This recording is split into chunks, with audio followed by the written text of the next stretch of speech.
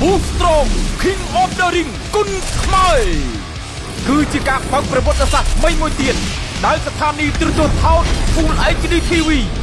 បានបង្កើតសង្វៀនមូលមុនគេបង្អស់ដែលមិនធ្លាប់មាននៅកម្ពុជា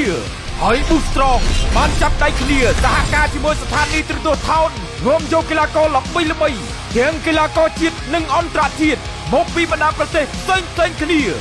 ពួកគេនឹងមកអង្រួនសង្វៀន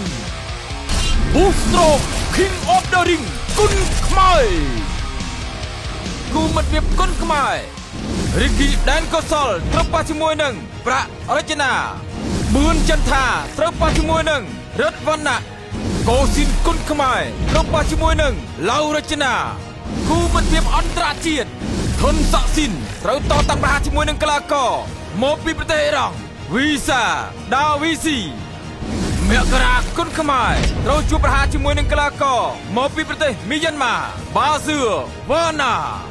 ជួបគ្នានៅថ្ងៃប្រហោះទី19ខែកុម្ភៈចាប់ពីវេលាម៉ោង 7 យប់តទៅនៅស្ទូឌីយោម៉ាស៊ីនត្រជាក់ពីស្ថានីយ៍ទូរទស្សន៍ថោក Full HD TV ផ្សាយផ្ទាល់នៅលើកញ្ចក់ទូរទស្សន៍ថោក Full HD TV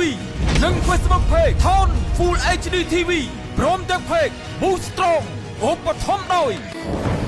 Boostrong ញ៉ាំ Boostrong ឆ្ងាញ់ជាងគេ Gamsberg amazing take